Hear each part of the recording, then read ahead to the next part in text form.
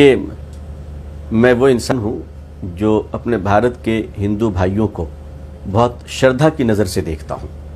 میرا یہ مزاج شروع سے رہا ہے، چونکہ میری پڑھائی لکھائی اور بچپن سے اسکول میں ساتھی ہمارے سب ایسے رہے جنہوں نے ہمارے لیے بڑی قربانیاں دی ہیں، میرا بڑا ساتھ دیا ہے۔ لیکن ڈاکٹر راجیو دھون جی کو میں سلام کرتا ہوں، پورے بھارت کی طرف سے، صرف مسلمان کی طرف سے نہیں، پورے مانوتا کی طرف سے سلام کرتا ہوں۔ اس مہان آدمی نے میرے وشواس کو اور بڑا کر دیا۔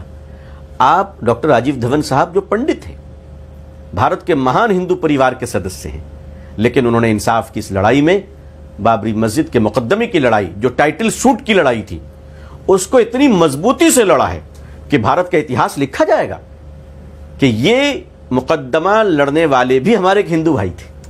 یہ بھارت، اگر کوئی مجھ سے پوچھ لے ودیش میں کہ ہندوستان کیسا ہے بتاؤ، تو میں کہوں گا ڈاکٹر راجیو دھون جی ہمارے، ہم آپ کے ہیں۔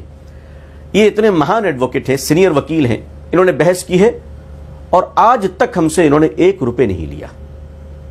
یہ جمعیت العلماء ہند اور آل انڈیا مسلم پسند لا بورڈ کے مشترکہ وکیل ہیں، نہ انہوں نے جمعیت سے 1 پیسہ لیا، نہ ہم سے 1 پیسہ لیا، 1 پیسہ انہوں نے نہیں لیا۔ اللہ انہیں ہدایت نصیب فرمائے، اللہ ان کو بڑا رکھے اور اللہ ان کو مانوتا کے لیے پرتیک اور آئیڈیل بنائے۔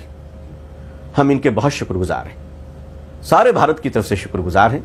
آل انڈیا مسلم پسند لا بورڈ نے جو پیسے خرچ کیے ہیں، وہ جو دوسرے پینل کے ایڈوکیٹس تھے ہمارے 6 فریقوں کے 15-16 جو وکیل کھڑے رہتے تھے، اس پر آل انڈیا مسلم پسند لا بورڈ کے پیسے بہت خرچ ہوئے ہیں۔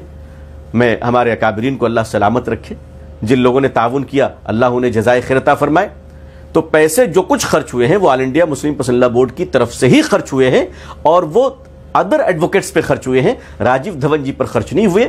اور جمعیت العلماء ہند اور آل انڈیا مسلم پسند لا بورڈ کے مشترکہ وکیل راجیو دھون جی رہے، نہ انہوں نے جمعیت سے پیسہ لیا، نہ مسلم پسند لا بورڈ سے پیسہ لیا۔